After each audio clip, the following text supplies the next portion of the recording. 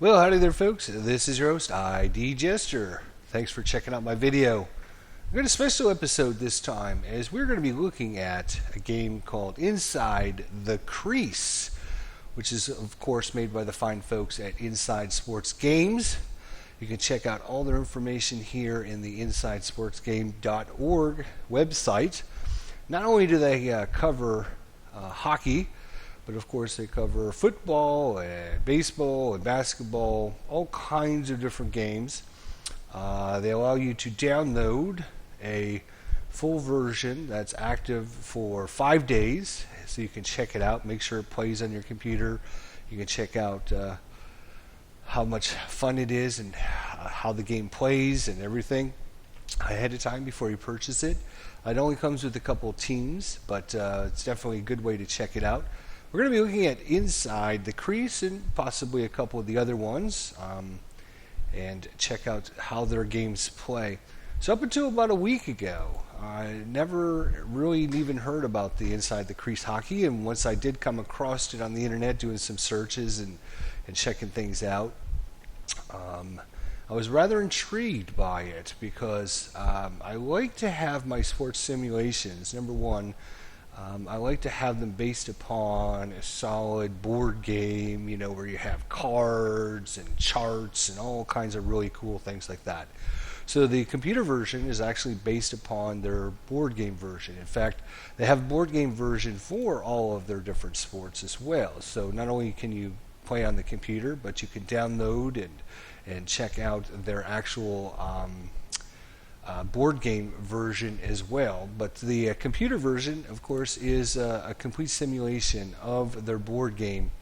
So being on the computer, obviously it's going to fine-tune and really speed up the process of looking up results and all that. So I do find the computer version a little bit easier and faster for myself personally, but I do enjoy the games that are based upon, a board game version, and I like to see like the board game results. I like to see the cards. I want to see what's going on, and so that's what really intrigued me about the Inside Sports Games, is that I can actually see the cards. I can see what's going on. It's not all hidden behind, behind the screen, but behind the scenes, you can actually see and kind of manage things yourself. So I'm in the process of working with Inside Sports Games actually, and trying to see if they would be kind enough to give me a version of one of their games, a full version, so I could show it to you and kind of introduce and play some games out for you. But in the meantime, as I'm working through that process, we're going to be trying the trial version of Inside the Crease Hockey here. And like I said, we'll probably maybe download the other ones. You guys at home can do that as well. Download the trial edition again, 5 days, where you got basically 5 days to try it out and see if it's something, make sure it runs on your computer, make sure you're not running into any problems. And then you can order. They have all kinds of different seasons. I think it goes back to 1960-61 hockey season, I believe is what it is. But again, check out more information on Inside the Sports, InsideSportsGames.org. So right now we're just going to try. I played around with it yesterday for a while and played probably 3, 4, 5 games just to try out and see how everything works. If you're not sure, you can always, of course, go to the help file and bring up the game rules. So you can actually look and see. If you're not sure of a certain play, you could just click on that and look at the rule book to check out, well, how is this handled in the game, and how do I do things. Now, of course, everything in red is talks about how the black section talks about how to handle it in the board game version, and then in the red sections it shows you how it's handled in the computer version. So really good addition there. You can just click on it. You don't have to just go to the help file anytime to bring up the rules. So if you're not sure of anything, so I might not get everything 100% correct. So just keep that in mind. But I am kind of new to this series of games. But I'm just going to show you. I've only played it a couple times, and that's how easy and quick it is to get into this system and understand what's going on. It's not something you're going to spend hours and hours reading the rule books trying to figure out how to generate your results and everything. This is a game that you're going to be able to pick up, and hopefully through this video and maybe a couple other ones, we can show you, give you some information on how to actually play it and show you how a good representation of the gameplay for Inside the Crease. And as I mentioned, hopefully we'll get the other ones downloaded. I didn't do the other ones yet because, again, they're only on a 5-day trial basis. So I want to spend my 5 days with the hockey version and then move on from there. So let's go ahead and get a game started here. And we're going to do, again, is one thing I am going to do, if I can find it.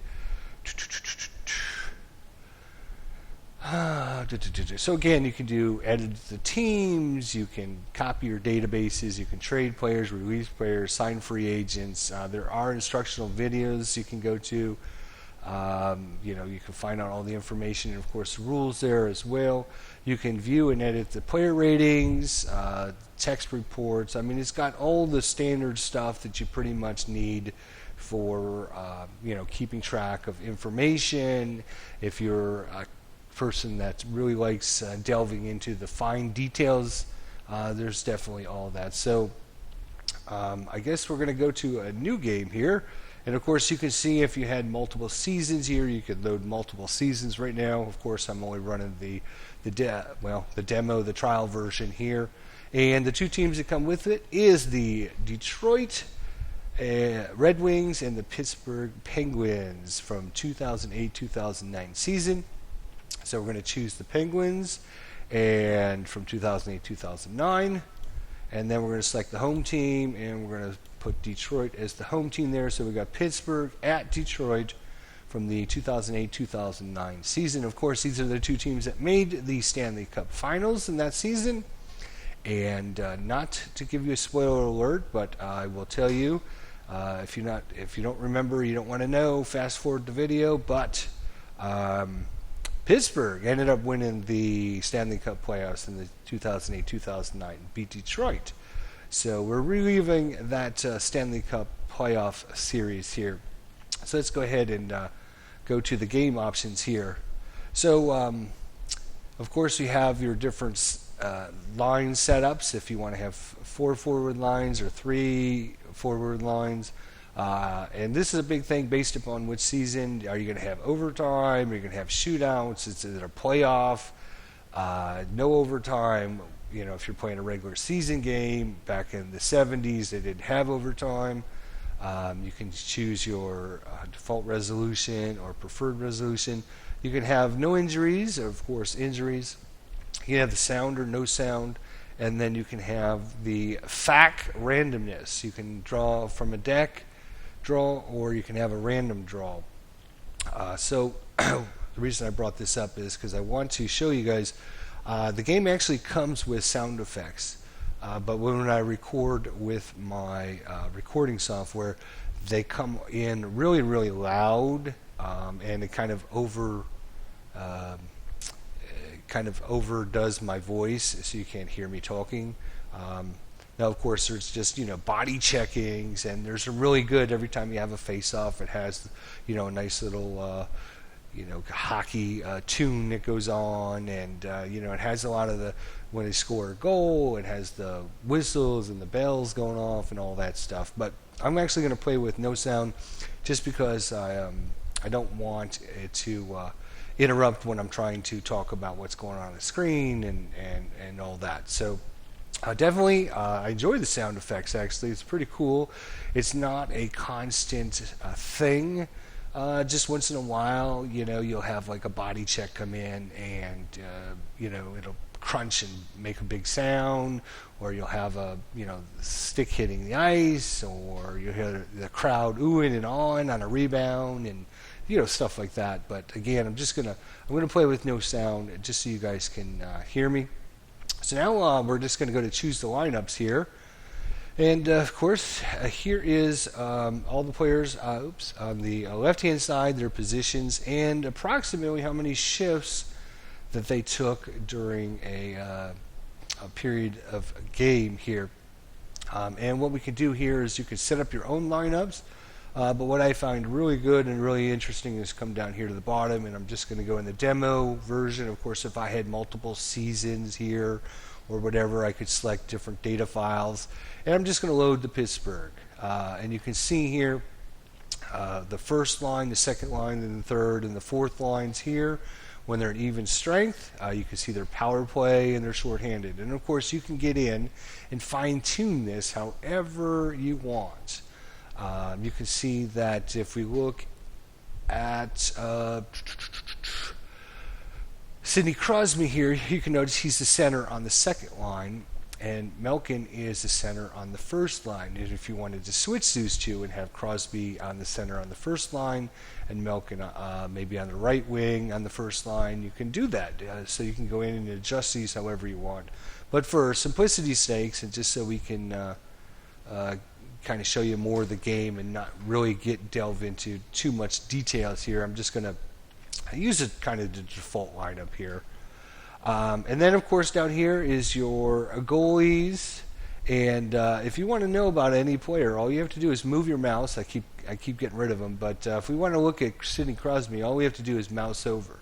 And this is actual card. So if you bought the board game version, of course you're going to get tons and tons of cards that are going to have all the player statistics on them that you can play face-to-face or solo board game version. And here talks about his Sidney Crosby and all the numbers that are going to apply to him. Shows you how many games he played and how many goals he had, his assists, his penalty minutes, and of course up here on the top right hand all of his information here. He played the center. He has shifts 11, so approximately 11 shifts. Loose puck result, when he's going after loose puck, he'll be matched up against somebody else. The player with the higher result is going to win. Defense, takeaway, hitting, blocking, breakaway, assists, penalties, chance of major, chance of minor, and a chance of misconducts. And of course, basically this center section here is going to give you the result on any given play when we use Sidney Crosby, and we're going to talk about that in a little bit here when we get into how that game actually plays. So you can see anything from shot 5, which is really, really high quality chance. This is right in on the goalie. This is, backdooring around the backside. He doesn't even know you're there, so you got a really good chance of scoring.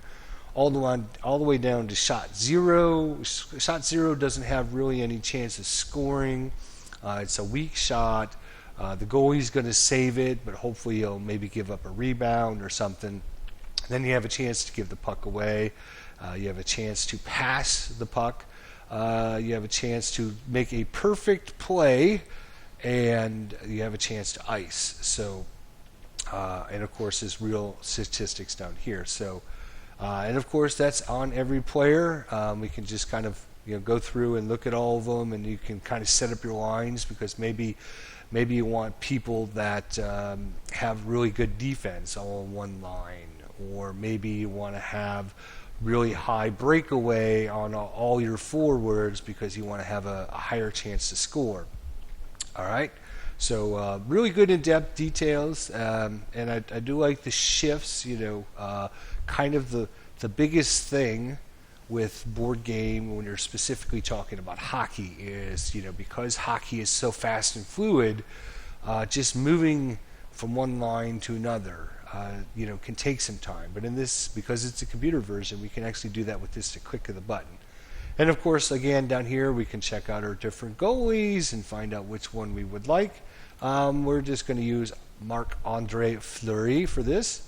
And now we're going to go to the same thing. We're going to go to the home. Of course, if you want to edit it or clear the lines and set them up yourself.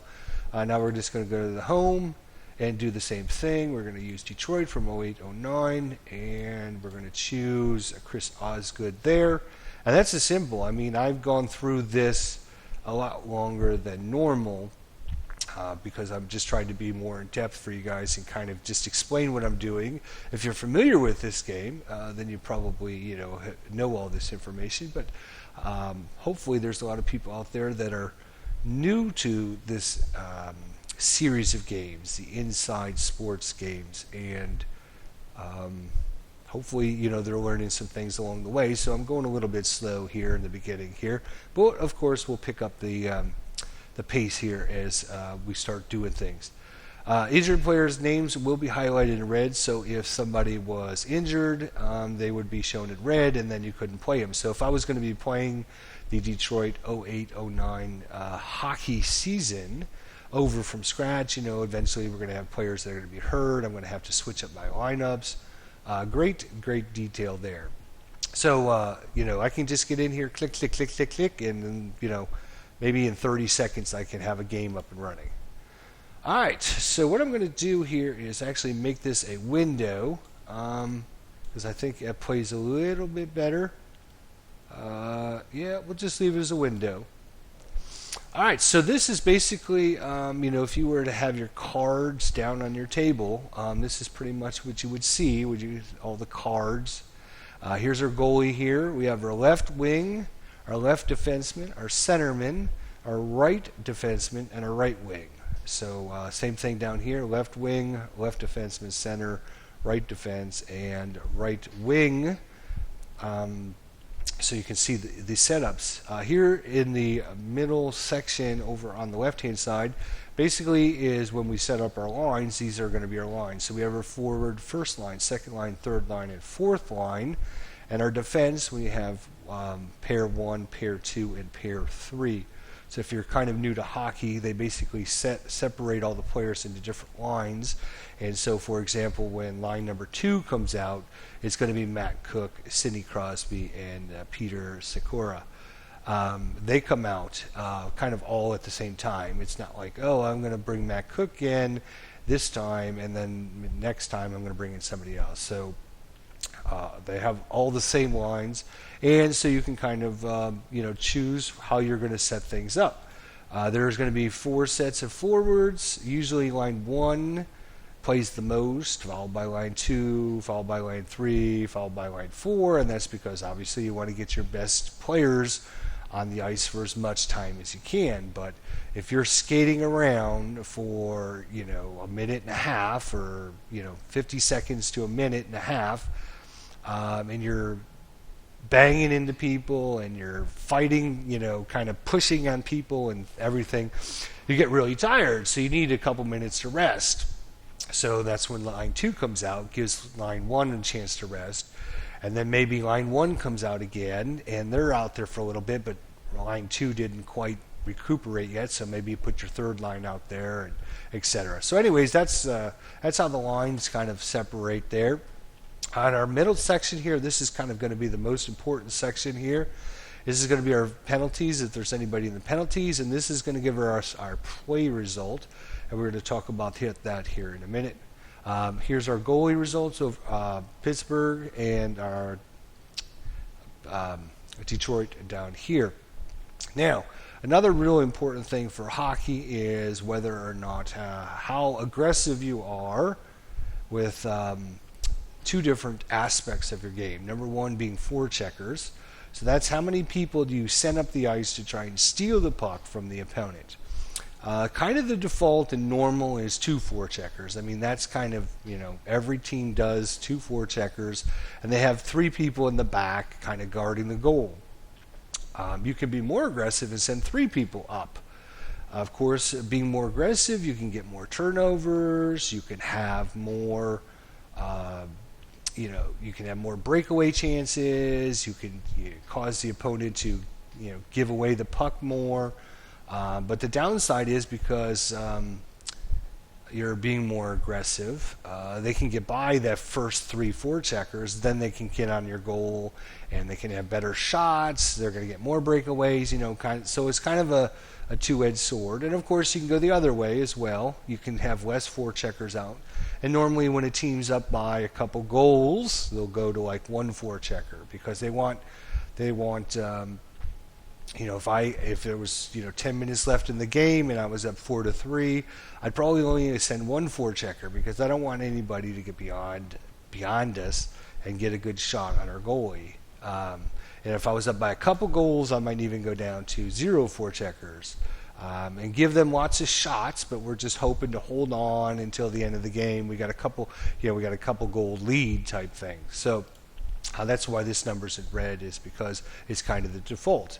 So of course that's very, very important for real life hockey teams, and of course it's really important for when you're simulating a hockey series or situation to have that built in. So when you have more forecheckers or less forecheckers, that's going to alter how your play result comes out.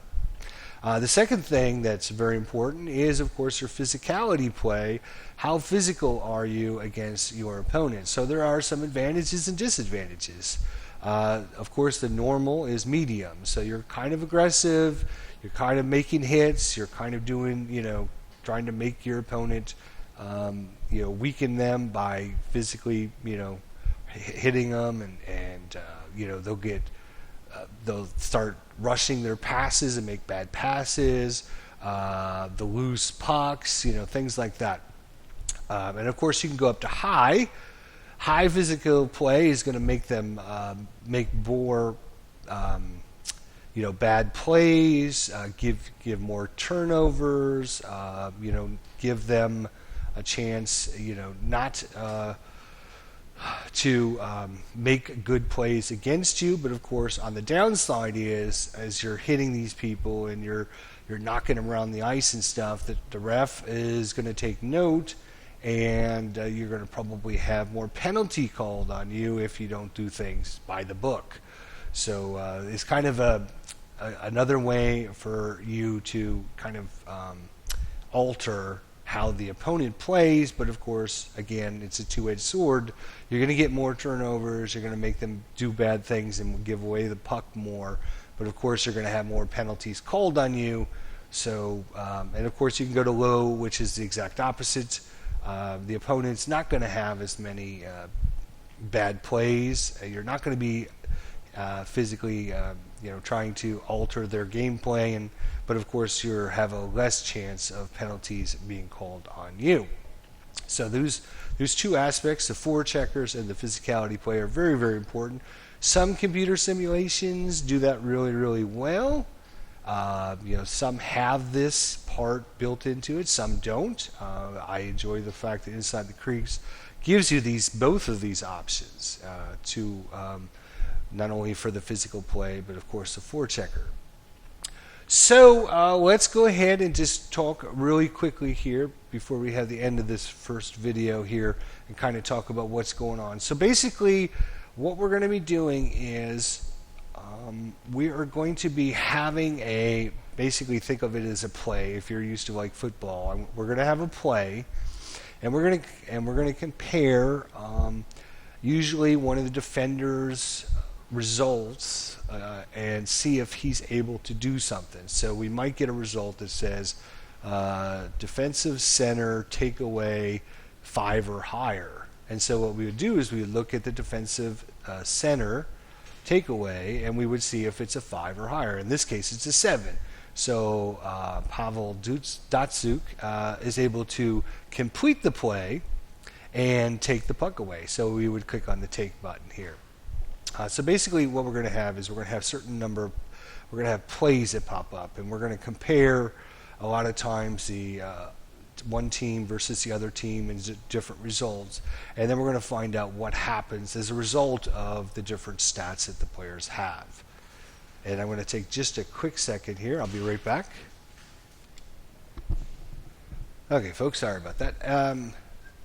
So we're going to have a play, and then so the middle section here will be kind of we're going to look at the defenders and compare results here, and then on the bottom one is going to have whether or not forecheckers or physical play. And if you're just on normal, you can kind of disregard that because it's not going to come into play.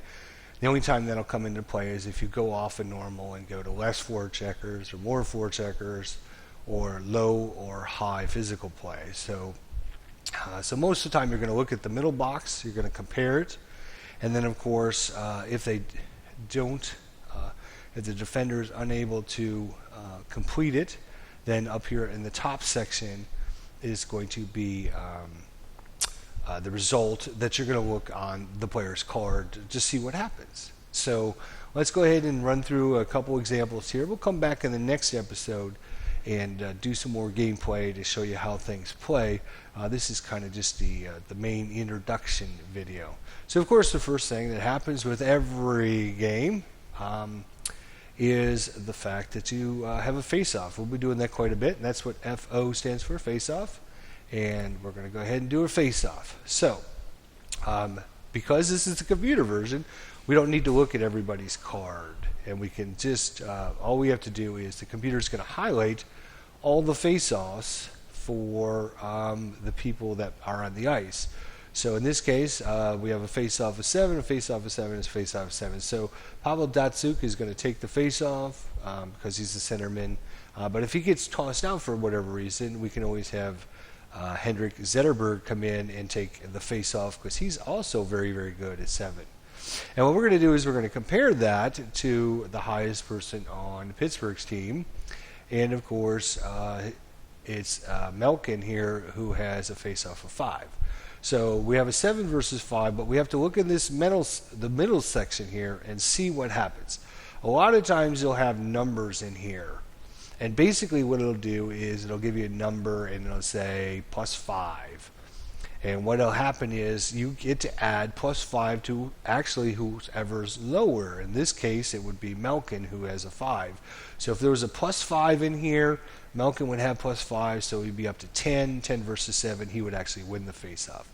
In this situation, there is no plus number, so we're just going to read them straight off, 7 versus 5, and of course, Datsyuk wins, so it's going to go to the left wing. If they ended up being tied, let's say Malkin had a 7 and Datsyuk had a 7, if they were tied, then it tells us here who wins the face-off. It's going to be the visitors, and it's going to be the left wing. But because Datsyuk beats Malkin on the face-off, 7 versus 5, there's no bonuses, so it's just left wing. And so in that case, it goes to the left wing, and Zetterberg is going to start the game off here. And all we have to do to simply proceed and get our next play is to hit the pass button. And when we hit the pass button, several things are going to happen. It's going to give us a new play, and then 20 seconds is going to go off the clock to represent the time that it takes to set up plays and all that. And so each play is basically about 20 seconds in the game, and it's going to give us a new play to resolve. So again, down here in the bottom, this bottom row, it says if the defense is using forechecker 0, then use pass number. Again, we can disregard this until one of the teams switches their default setup. So, you know, pretty much in the normal game, you know, if you don't change it from 2 and medium and 2 and medium, you're going to be able to just ignore this bottom section pretty much all the time. Now, if you're, you know, it's a second period and it's 3-0 Pittsburgh, then Detroit might say, you know what, we're going to have to start doing something different. So maybe we'll add more forecheckers, or maybe Pittsburgh's up 2-0 and maybe they want to add less forecheckers. But in the meantime, we're just going to kind of ignore this whole bottom section. So what we're going to do is, we knew that Zetterberg had the play because we hit the pass button. So our new result is takeaway if left defense is 2 or higher.